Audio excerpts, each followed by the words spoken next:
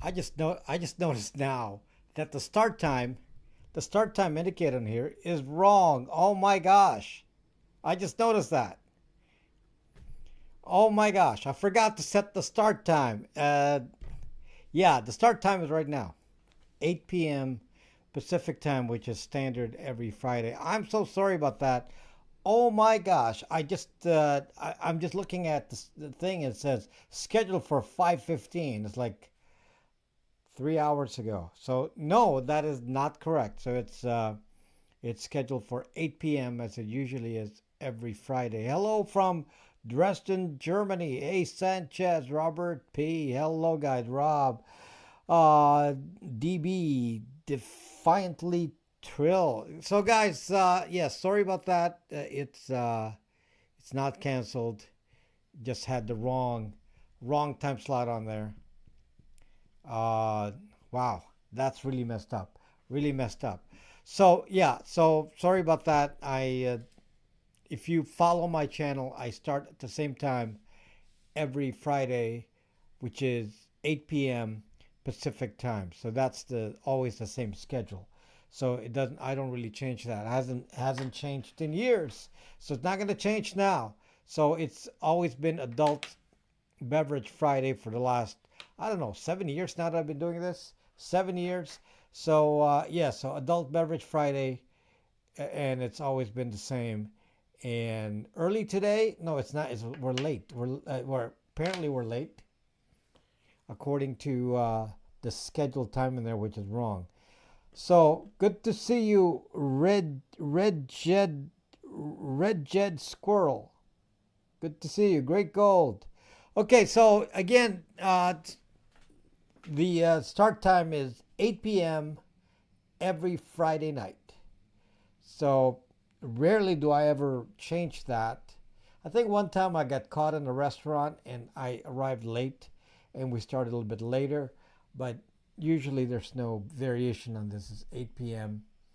every Friday night. Can the Google phones you FIPS 142 compliant encrypt? That has nothing to do with anything. Um, it's a good question, but not necessarily about the specific standard that you're talking about. But some of you don't actually understand what's in an Android phone. James Kelly. So greetings, Mysticulous. So let me just say this. I haven't talked about the Google phones in months. I think my last video on it was maybe October, something like that. And the Google video became viral, and then I haven't done any videos about it since. It went viral in December, and to be honest, a lot of people just watch that one video and don't really have a good understanding of what it is, and I haven't really talked about it since. So it's time to kind of like go back a little bit because I get asked the same question about it, and it's time to educate you a little bit about what a Google phone is and why it's important and why it's connected to my last video, which is it's one of the trifecta issues that we can solve. In my last video, the trifecta is that there's a trifecta of identities which are used to track you, and these are inferred identities, and from that they can connect to real identities, and once they're matched they can't really be separated. And the three elements that I mentioned are the IP address. Somebody actually was saying here, oh, IP address is not that important. Correction.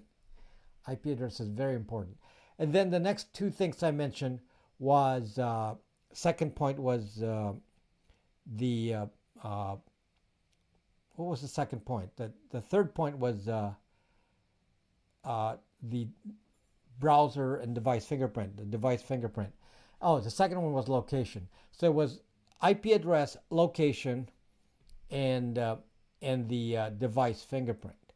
And these are very important things to stop, because if a third party gets a hold of one of these, then pretty much your privacy is lost forever. So it's one of these that you don't want to to ever reveal, because then it will be a bigger project to say, okay, now I got to send this information to cancel out whatever they know about you or me. So you have to now do disinformation to cancel. You can't do that. It takes a while. But once they know you, it's terrible. It's hard to disengage, especially if you've been very active on the internet, as some of you who are politically minded and active politically and are always making comments on Twitter and Facebook and so on.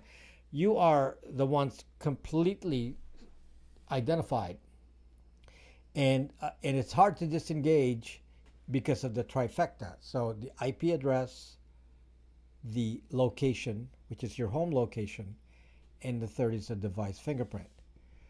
Do you do everything you say? Yes, I do more than what I say, but I can't teach all of you that. So I teach you what you can reasonably do. I do a lot more.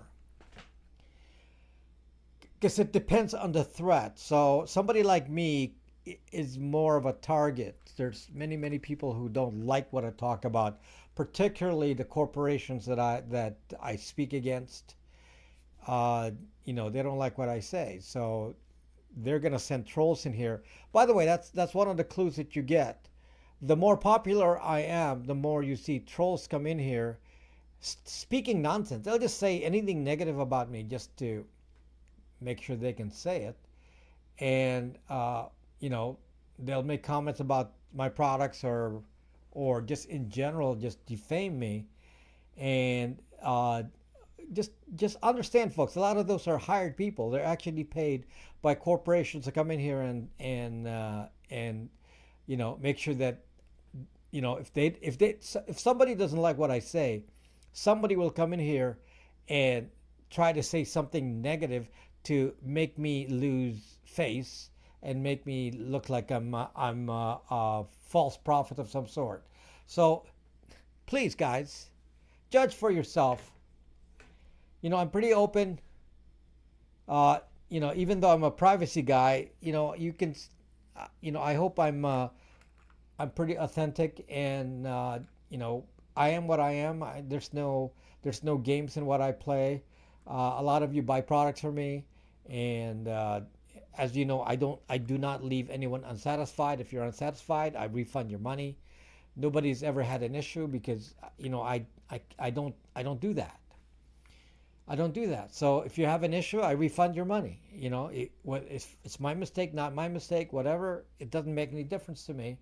I want to make sure everyone's whole, and at whatever cost to me, it doesn't matter. The point is that you cannot, you will find that there are trolls that will come in here and speak against me, and often they're speaking nonsense. It doesn't even make any sense. They'll just say something negative and say, well, I can say this about you, and it's like they don't even know anything.